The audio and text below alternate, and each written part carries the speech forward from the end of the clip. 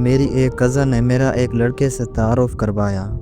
وہ لڑکا مجھے دیکھنے میں بہت اچھا لگا اور دیکھتے ہی دیکھتے ہم بہت اچھے دوست بن گئے اور میں اس لڑکے سے فون پر روز گھنٹوں گھنٹوں باتیں کرنے لگی۔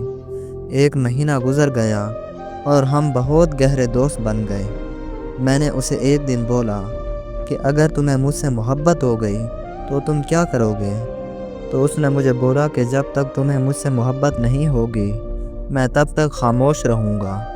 تو آخر کار میں نے اسے بتا دیا کہ میں تم سے بے حد محبت کرتی ہوں اور اس نے بھی مجھ سے اپنی محبت کا اظہار کر دیا۔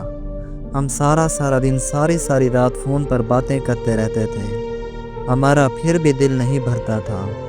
1 سال گزرنے کے بعد، محبت کے بعد، ہم میں چھوٹی چھوٹی بات پر لڑائی شروع ہو گئی۔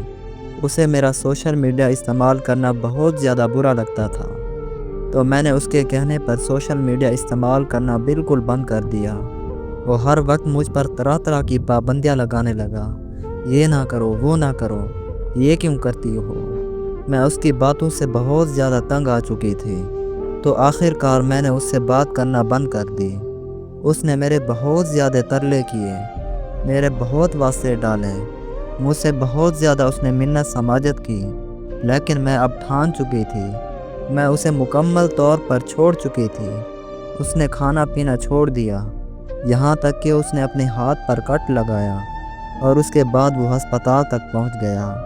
جب میں نے اس کی محبت کی قدر نہ کی تو بالکل خاموش ہو گیا۔ آج پورا 1 سال گزرنے کے بعد مجھے اس کی محبت کا بہت زیادہ احساس ہوتا ہے۔